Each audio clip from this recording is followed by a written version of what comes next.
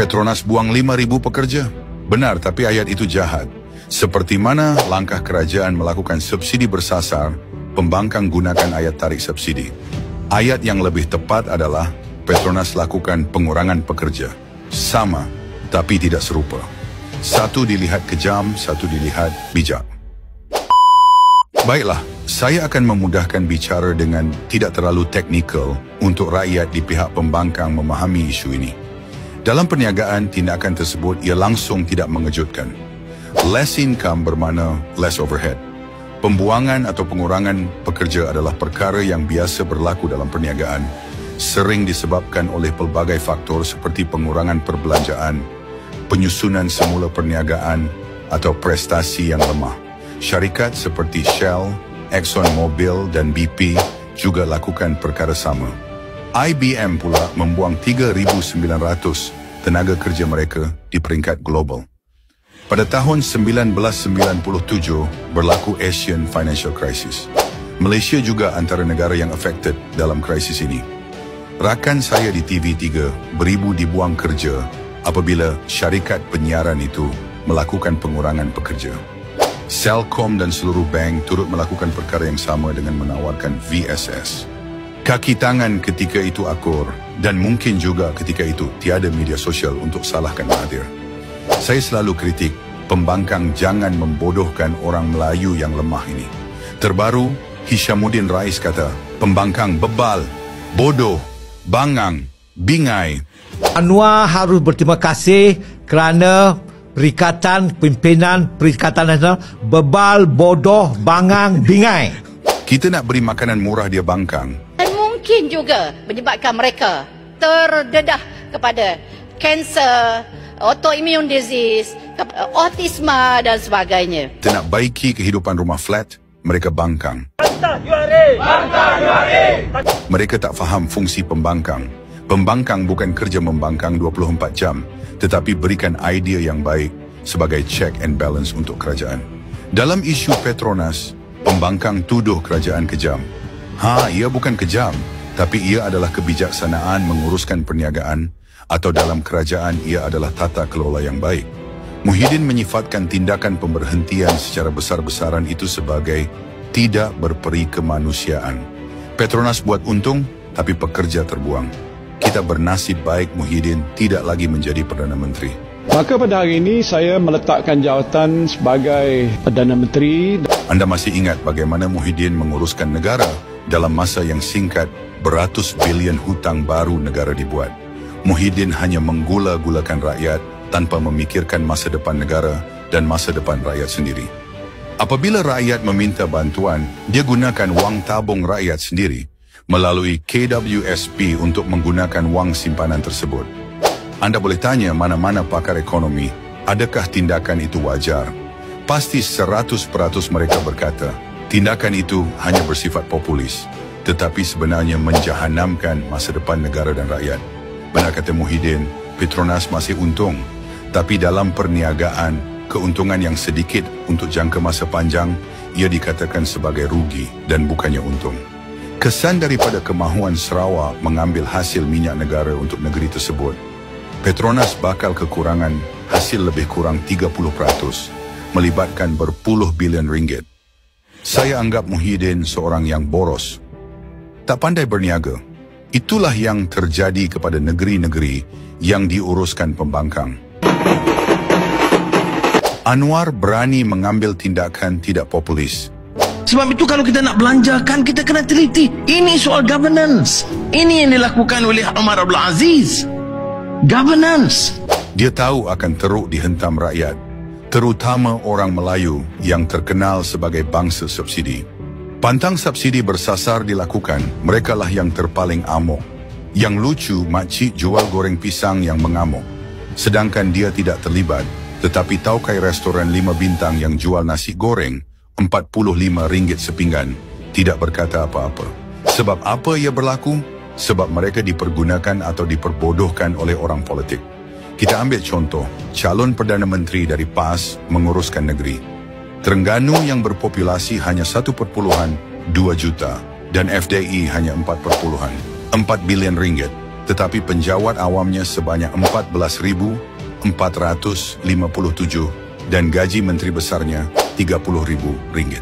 Sedangkan di Pulau Pinang populasi 1,7 juta, FDI RM62 bilion dan gaji ketua menterinya hanyalah RM14,000 sebulan. Di situ kita dapat lihat betapa lemahnya pembangkang menguruskan negeri. Anda bayangkan jika Terengganu tiada minyak? Contoh di Kelantan, FDI 2023 hanya RM100,000 sahaja. Keuntungan pasaraya Maidin jauh lebih besar, tetapi pejabat menteri besar mereka bernafsu besar. Guna kereta Mercedes untuk kegunaan Exco dan menteri besar. Sedangkan di Selangor, negeri yang paling kaya di Malaysia, hanya menggunakan Toyota Camry sahaja untuk kegunaan menteri besar dan Exco. Cara pembangkang menguruskan negeri tak ubah seperti negara Afrika. Lihat konvoi ketua negara mereka dengan menggunakan kenderaan mewah, sedangkan negara mereka miskin dan banyak berhutang. Sebenarnya isu pengurangan pekerja ini bukan isu. Hanya orang yang tidak pandai berniaga dan boros sahaja yang mempersoalkan. Shell yang mempunyai puluhan ribu kaki tangan di seluruh dunia mengambil pendekatan memberhentikan 20% kaki tangannya. ExxonMobil memberhentikan 7,700 kaki tangan mereka. Microsoft berkata ia akan memberhentikan 6,000 kaki tangan sebagai usaha mengurangkan lapisan pengurusan. Dunia berubah dan kita pun kena berubah. Contohnya, kita kena bersedia menerima kehadiran teknologi AI. Bank paling besar di Singapura merancang untuk membuang 4,000 pekerjaan dalam beberapa tahun terdekat ini. Ini kerana bank tersebut akan menggunakan lebih banyak teknologi AI, iaitu kecerdasan buatan untuk melakukan kerja-kerja yang selama ini dilakukan oleh manusia. Anda masih ingat zaman kita dulu nak keluar duit kena masuk bank, kemudian berubah hanya di mesin ATM dan sekarang hanya melalui online sahaja. Jangan lupa platform media sosial TikTok turut memberhentikan ratusan pekerja daripada tenaga kerja global, termasuk sejumlah besar kaki tangan di Malaysia. Pada ketika ia mengalihkan fokus kepada penggunaan kecerdasan buatan AI lebih besar dalam menguruskan kandungan. Selain itu, kita tidak mahu lagi negara kehilangan lebih 4.6 trilion kerana rasuah. Kita tidak mahu lagi salah guna kuasa berlaku lagi. KJ dalam satu podcast bersama Idris Jala berkata, "The biggest elephant in the middle of the room." Ia merujuk kepada isu subsidi RON 95 yang sangat membebankan kerajaan hingga berpuluh bilion setahun. Jika dia Perdana Menteri, dia akan lakukan perkara yang serupa. KJ juga berkata, dia akan lakukan perkara yang sama dengan Anwar jika menjadi Perdana Menteri untuk meminda pensyen kepada KWSP. KJ tahu pada masa akan datang kerajaan akan menanggung hingga 100 bilion ringgit setahun untuk membayar pensyen kaki tangan kerajaan. We know the arguments. Secondly, I said subsidy rationalization. Continue with what we started. Najib, even Pak Lah actually started it. You know, it was correct. He made that brave decision to raise petrol prices, and it came with considerable political cost. I remember that. Pak Lah started it, Najib continued it, and I said, you have to do this. Because we are, I mean, subsidies are regressive, and subsidies are also non-productive. And I said, the biggest elephant in the middle of the room is RON 95. Yes. But the others are at the margins. Diesel is at the margin. RON 95 is really big deal. the elephant in the middle of the room, right? So I said that's number 2. And number 3, Idris, you will know this, is pension reform. Sure. Pension Absolutely. reform. Because that line item alone is what now maybe north of 20 billion a year. And it's going to rise. It's going to rise because the number of civil servants who are going to retire over the next 10 years. Life expectancy. Pelik, orang Melayu hanya bising langkah kerajaan untuk menyelamatkan negara. Tetapi seperti kata Tengku Razali, Mahathir membazirkan 529 bilion ringgit dari Petronas untuk menyelamatkan kerugian syarikat, firma dan projek kroni. Mengapa orang Melayu diam?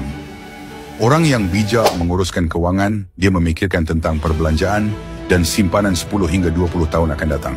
Mungkin fikir hari ini, esok lusa lain kira. Ya, kita kena fikir tentang masa depan. Jangan ikut style orang Melayu belanja sahaja, bila susah sedikit terus tiada tabungan. Akhirnya bank, along saudara mara dan kawan-kawan tempat meminjam. Kita patut banyak belajar dari Bill Gates yang sangat berkira untuk menggunakan wang. Dia tidak suka menggunakan pakaian yang mewah. dia masih memakai jam berharga $100. Sedangkan jika Bill Gates berbelanja sebanyak $1 juta sehari, dia memerlukan 218 tahun untuk membelanjakan kesemua duitnya. Jika Bill Gates adalah sebuah negara, maka negara dia adalah negara yang ke-37 terkaya di dunia. Tindakan Anwar berlandaskan pemahaman ekonomi yang baik, tata kelola yang baik dan jauh lebih penting, seorang yang sangat berani mengambil keputusan tersebut, di mana sebelum ini tiada mana-mana Perdana Menteri yang berani walaupun sudah dinasihati. Berani itu bermaksud berani dicaci dan malah berani mengambil risiko kerajaannya akan tumbang pada PRU akan datang. Anwar tahu dia melakukan perkara yang betul untuk menyelamatkan negara. Baginya, dia bukan merompak duit rakyat, malah fokusnya untuk membela rakyat miskin negara ini. Benarlah katanya, jika takut dengan risiko, jangan bicara soal perjuangan.